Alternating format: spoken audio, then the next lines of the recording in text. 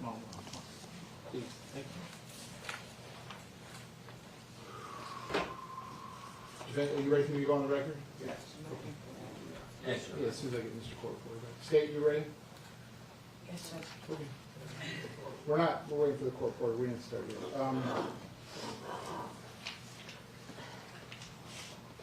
Ms. Collins, Broward insured, that's your case? Yes, Judge. That's February Second trial, February 19th. Yes. Okay. Just so happens. Okay.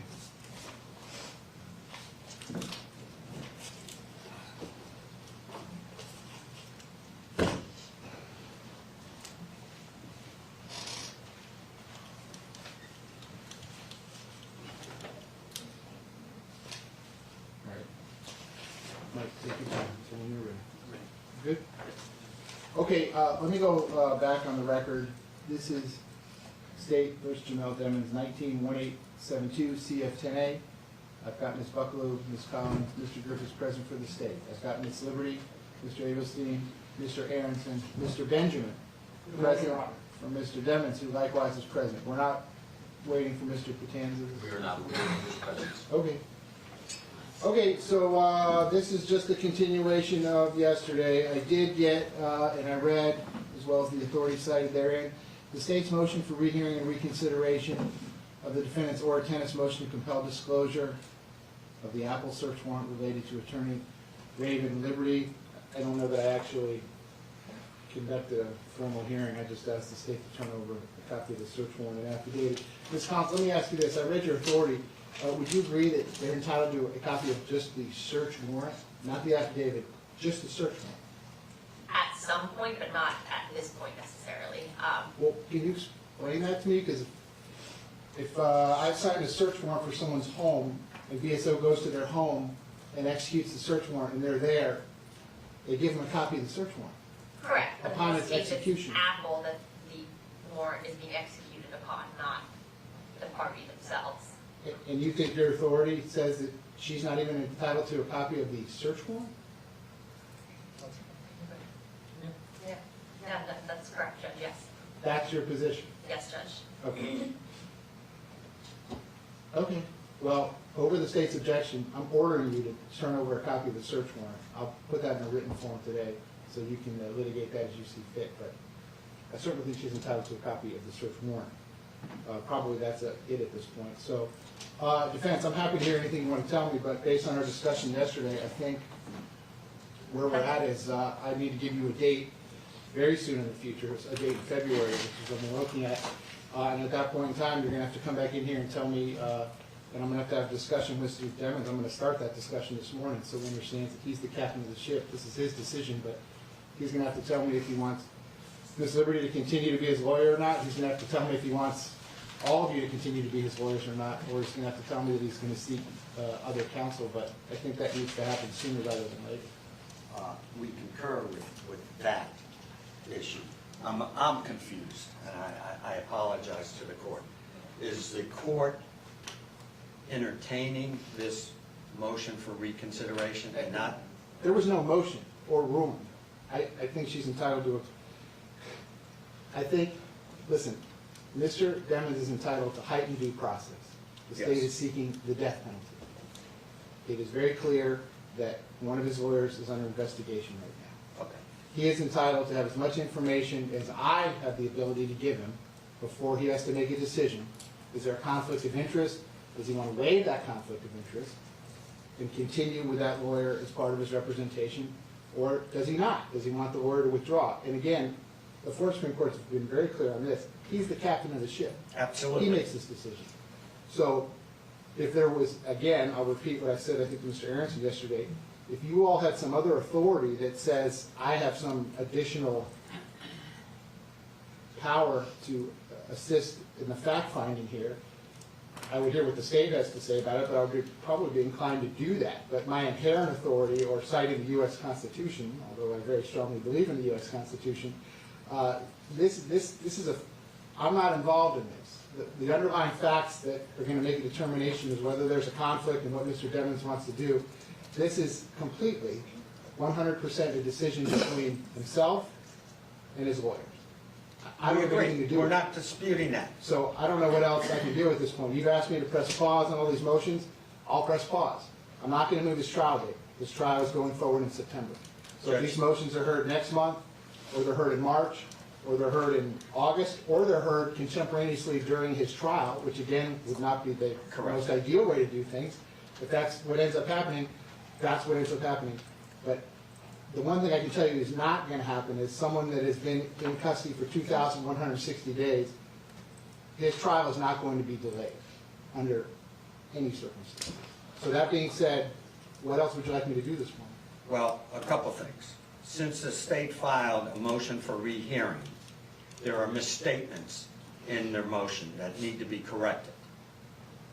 Since we received this early this morning and saw it for the first time, we did not file any written plea response. And if I may, just go through the corrections that we saw.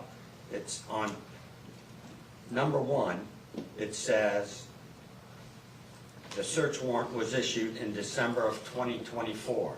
It was 23, not 24, a year earlier. We agree with that, Judge, that way up. In paragraph number 2, they said that the state disclosed an ongoing investigation to Miss Liberty. That is absolutely untrue. We learned of it through Apple. They confirmed it yesterday for the first time, over a year after the search warrant was executed. Paragraph number 5 indicates that this investigation is separate and apart from the defendant's current case. It conflicts with paragraph 11 that implies that this investigation is related to the tampering case of Mr. Demons. Is it unrelated or is it related? I think the court needs to know that, because if it's related, I believe, and we will file a written response under discovery, he's entitled to that information, anything that leads to relevant and important information. And I'm not asking the court to rule on it at this point, but I want the court to know that if it's related to his present charges under 3.220, we're entitled to that information. They make a statement that regardless of what Mr. Demons wants and is willing to waive the conflict, they believe that Ms. Raven must get off the case, regardless of that. That's their assertion. They have to prove it. And I want to put the court, the state on notice that they must prove. They can't merely allege that the conflict is so extent that even if this young man wants to waive it, they're going to come in here and say she must get off the case. That's what they say in this plea in paragraph number 11. That's a question for the court to determine, and they have to present evidence of that fact. We are still under the same impression that we don't have enough information. Pursuant to Your Honor's request, Mr. Aronson and I spoke to Mr. Demons. I call him Melly if the court will allow me. I'd actually prefer that you use, Mr. Demons? yeah, Fair enough. thank you. Mr. Demons, we discussed the potential of that. And if the court accepts my representation, or the court can inquire from him, he informed us that he doesn't have enough information to make that decision. You're talking to me about privileged communication. Well, I'm going to talk to Mr. Demons at the conclusion of the hearing this morning, everything that I'm allowed to talk to him about. I don't want to hear about anything that you all talk about. I was just willing to profit his statement of that fact. And we would, of course, ask the court to deny their motion for rehearing and rule consistently with what you ruled yesterday, that they not only have to produce the search warrant, but the affidavit. Well, do you want to respond to any of the case law they cited about ongoing investigations? That would relate to the affidavit. Well, it relates, if it's related to his present charges under Rule 3.220, they must turn it over. So let them come in here and make a representation that it is either unrelated, totally different, or if it's in fact related, he has a right to see that information. And 3.220 is clear on that. Anything that could lead to relevant information must be disclosed. Judge, there is one other matter that we need to go sidebar on. Okay, well, hold that, pause on that till we end.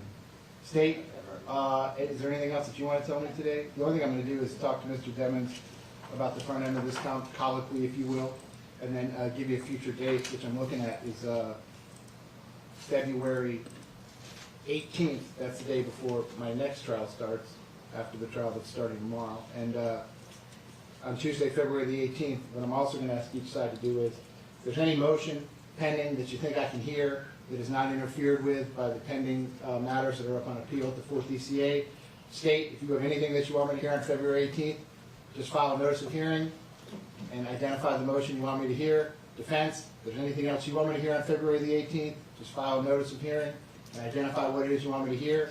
I anticipate the murder trial that I'm commencing tomorrow will be done by then. It may not be, but I'm hoping that it is. And if it is, then I'll give you the whole day on February the 18th to address this issue regarding his representation. And if it turns out we can go forward and hear some of these pending matters, then I'll be happy to do that too.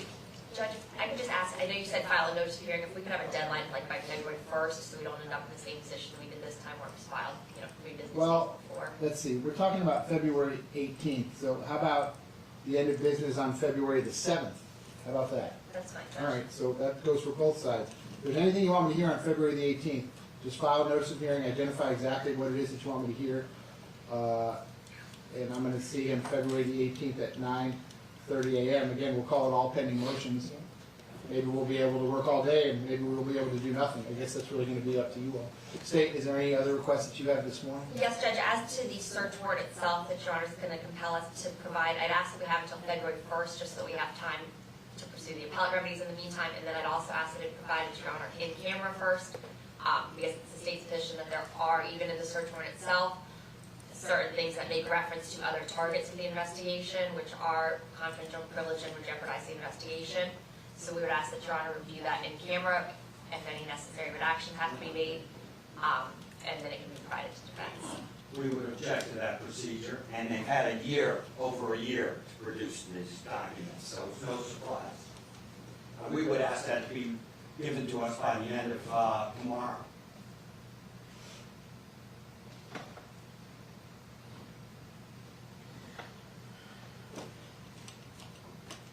Okay, so listen, over the defense objection, state, this is what I'll do. I'm ordering you to turn over a copy of the search warrant. I need you to get that to me.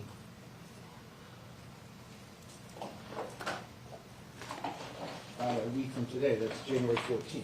End of the day, January the 14th, that comes to me, Yes, Judge. and then I'll review it, and then I'll distribute it as I see fit. I can't imagine there's anything in there I'm going to redact.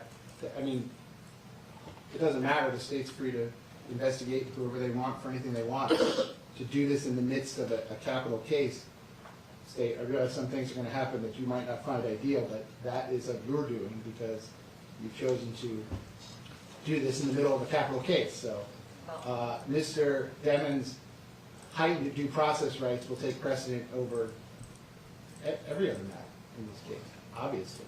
So that's just the way it's going to have to be. But I'll grant your request over the defense objection, at least as to that. Ms. Wilcox can give you a blank order. You can fill it out this morning. I know it's over the defendant's objection, but show them the order, and I'll be happy to sign it. The search warrant comes to me within 1 week, Yes, Judge. and then I will review it in camera, and then I will distribute it accordingly as I see fit. State, anything else you want me to do this morning? The judge.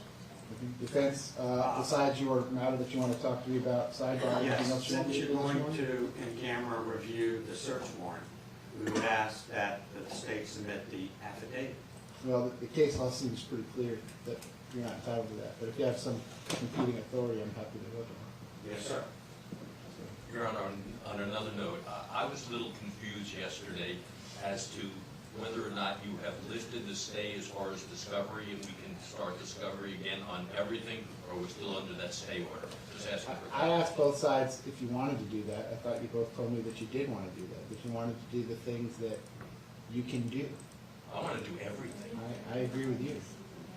but Time is short, but, the state is the one that asked for the stay. well, Steve, what do you want me to do? Judge, We need to speak with the Attorney General's office, because we have that stay for a reason with certain things, but we have plenty to do outside of that. outside of that first, so. we Okay, have well, some- why don't we do the things that we all agree we can do?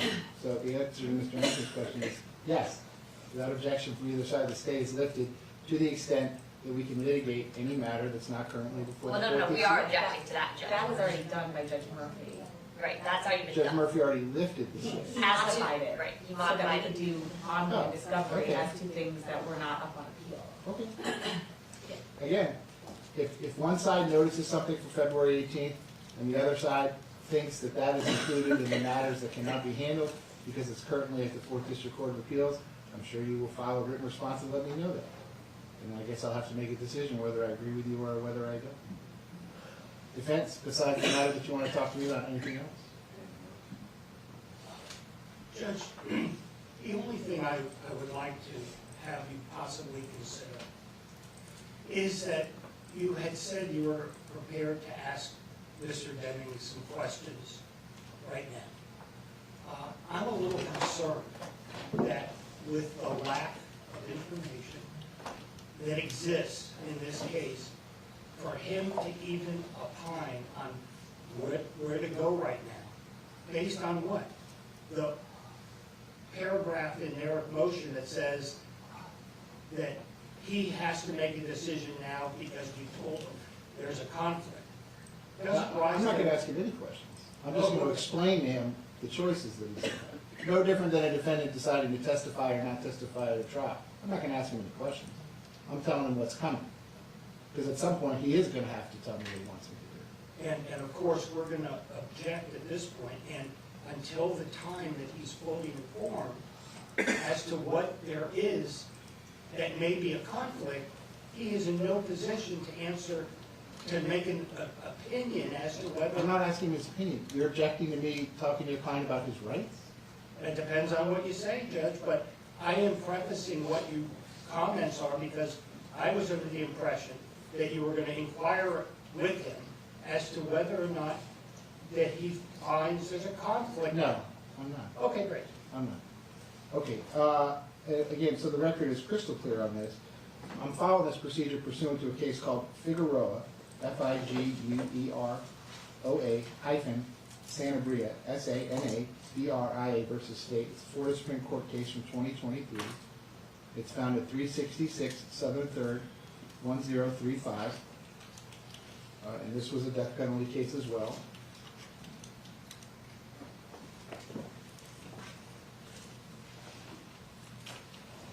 I'll quote what the Florida Supreme Court quotes. In all criminal prosecutions, the accused shall enjoy the right to have the assistance of counsel for his defense. All competent defendants have the right to control their own destinies. He's entitled to his constitutional right of assistance of counsel, and there's nothing that makes him relinquish this right. So all I'm going to do this morning is explain to Mr. Demons that at some point this is going to be his choice. I'm sure his lawyers will give him their best advice, but this is going to be his decision. And he may not agree with your advice at some point, just like a defendant may decide to testify or not testify and not follow the lawyer's advice. But I take this decision to be the same way. It's a fundamental decision. This is a client decision. This isn't a lawyer decision. So, Mr. Demons, raise your right hand for me.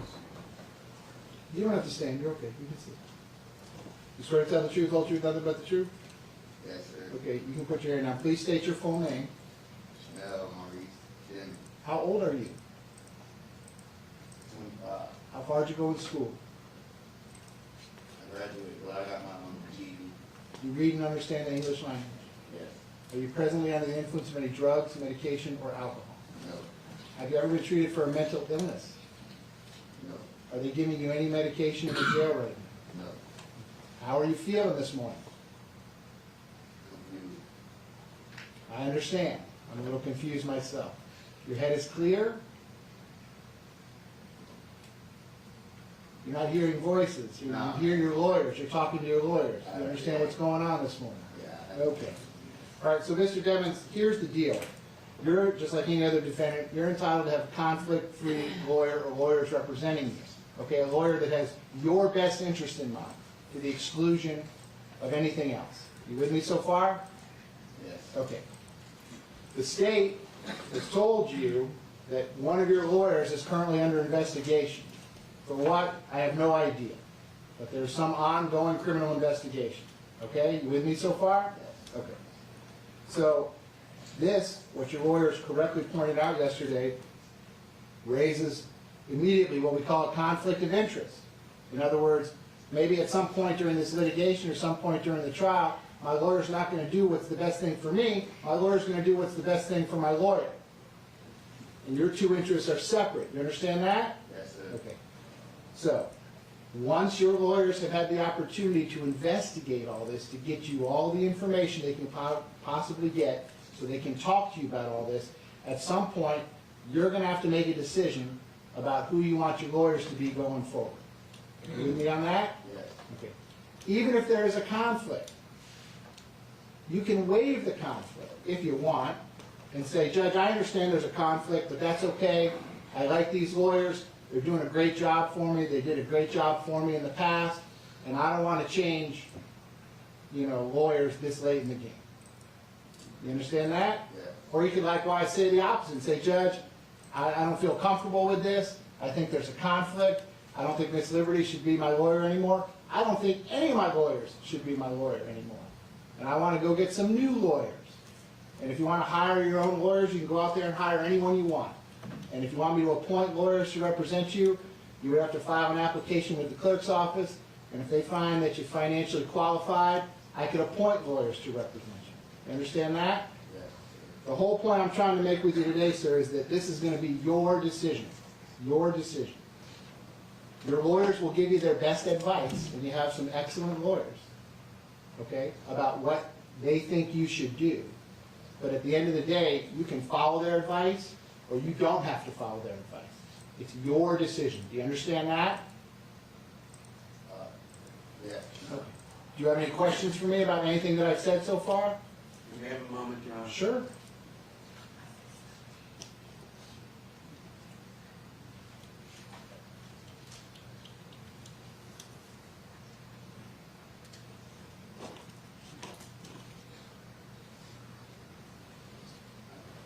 No questions? All right. So, Mr. Demons, I'm pressing pause on the conversation at this point. We're going to have the second half of this conversation at some point in the future. I hope it's sooner in the future rather than later, because the last point I want to make sure, and I'm giving you and your family and your lawyers as much notice of this as I can, your case is set for trial September the 10th, and that's not that far away. Do you understand that? Okay. Your case is going to go to trial on September the 10th. So if you change lawyers, you're going to get a group of lawyers in place that are going to have like 7 months to prepare a capital case, okay? So the longer it takes to make this decision... I'm going to object to what the court has just said. What you're telling him is, right now, that he is basically having to stay with us as his attorney, because if not, then he'll get another set of lawyers that will not be prepared, and they will only have 8 months to do what has taken years to do, and therefore you're pushing him into the corner that he has to stay with us. I don't think that's fair what the court has said. Over your objection, sir. That's not what I'm saying at all. I want to make sure that you understand that time is of the essence. Do you understand that? Yes, sir. Okay. Okay. So I'm going to put him back on the docket February the 18th at 9:30 a.m. This issue with the warrant will be resolved at this point, and whatever's going to be distributed to the parties will have long since been distributed to the parties. You all can file whatever additional motions you think are appropriate. If there's any motion that the state wants me to hear, we're going to do that in a notice of hearing. That's by the close of business on Friday, February the 7th. Defense, if there's any motion that you want me to hear, you're going to do that in a written notice of hearing by Friday, February the 7th. If I don't have something noticed in writing by Friday, February the 7th at the close of business, I will not be hearing it on Tuesday, February the 18th. Mr. Demons' case remains set for trial September the 10th at 9 o'clock. State, anything else that I can do for you this morning? No, Judge. Defense, with the exception of your, Yes. all right, is the state coming up here too? Yes. Okay. Mike, this is not on the record. Dan, I think there's a microphone here. That needs to go.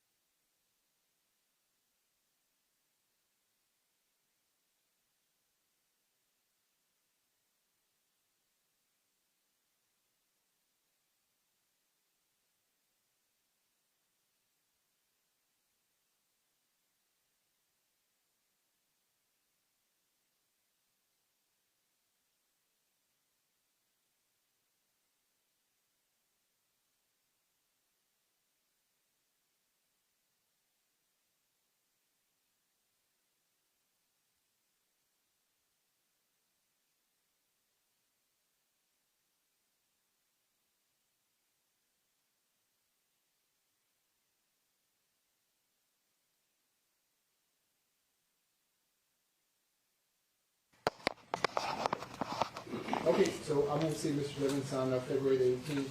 If you need to get in front of me sooner, just contact my office, although I am starting another first-degree murder trial tomorrow, but that trial may end earlier than I suspect.